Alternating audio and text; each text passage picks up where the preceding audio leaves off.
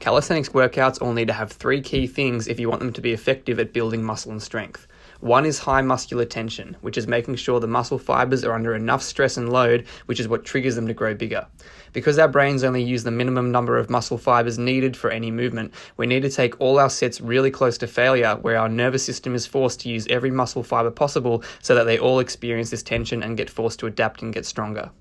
Going all the way to failure isn't always best though, and certain rep ranges can make this easier to do, which is why you should give me a follow and check out my much more detailed video on this on YouTube where I break all these down. 2 is optimal training volume, which is usually assessed as the number of sets you do for a muscle group each week. Research is pretty clear on this, that 10 to 20 sets a week is going to produce the most muscle growth as long as these sets are taken close to failure.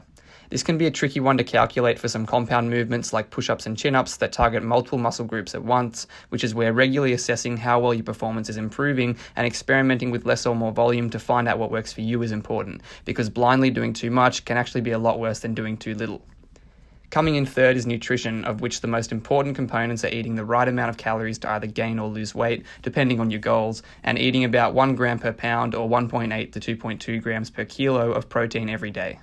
How you calculate how many calories you need for either goal and how to pick the right amount of protein and right type of protein, as well as how you time your intake optimally throughout the day, is something you can find out much more about in my detailed 20-page nutrition ebook that you can find on my profile. Enjoy growing those muscles.